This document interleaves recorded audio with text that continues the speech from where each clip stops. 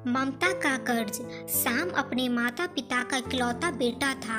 जानकी और सतपाल ने बड़े लाड़ प्यार के आंचल में ममता की छांव तले उसे पालकर बड़ा किया और उसकी हर आरजू को पूरा करने को तत्पर रहते थे। जो श्याम प्राइमरी से मिडिल, फिर मिडिल से हाई स्कूल का फासला तय करता रहा, उसकी खूबियाँ भी प्रेम का पानी पाकर निखरती रही। शक्ल सूरत से तो वह मनमोहक था, पर बुद्धिमान भी बहुत साबित हुआ। जब वह कॉलेज पहुंचा तो माँ बाप के सामने अमेरिका जाकर पढ़ने की इच्छा प्रकट की और साथ में वह वादे भी करता रहा कि वह पढ़ाई पूरी करते ही वापस आकर पिता के नक्शे कदम पर चलकर यहीं पर बसेरा डालकर उन दोनों की देखभाल भी करता रहेगा।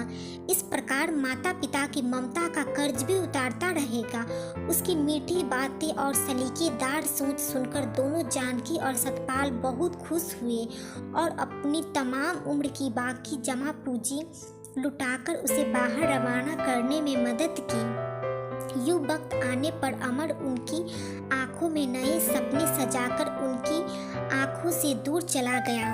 पहले श्याम जल्दी उन्हें खत लिखा करता था, उन्हें अपनी पढ़ाई के बारे में, अपने बारे में, माहौल के बारे में बताता, पर बहुत जल्द ही उन खतों की रफ्तार ढीली पड़ गई और वक्त ऐसा आया कि वासुदेव के लिखे हुए खतों का जवाब आना भी बंद हो गया। यूं 2 साल और बीत गए।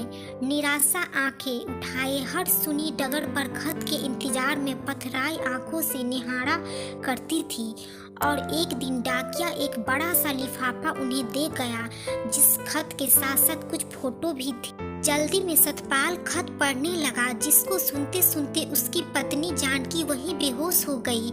ये श्याम की शादी की फोटो थे जो उसने वहाँ की अंग्रेज लड़की के साथ कर ली थी और खत में लिखा था, पिताजी, हम दोनों फकत 5 दिन के लिए आपके पास आ रहे हैं और फिर घूमते हुए वापस लौटेंगे। एक खास बात है, अगर हमारे रहने का बंदोबस्त किसी होटल में हो जाए तो बेहतर होगा।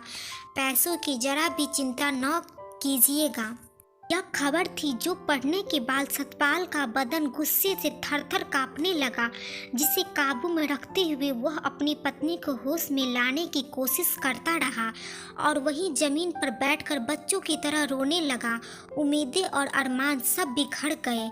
सामने उनके ममता का शीश महल टूटा और खंडर हो गया। जिसको अपने लहू से खींचा वह अपनायत को भूलकर गैर देश को अपना मान बैठा। वह गैरों से भी बदतर है। ऐसा बेटा प्यार तो छोड़ो, नफरत के काबिल भी नहीं है। यही कुछ सोचते सोचते आंखों से आंसू का झरना बह निकला।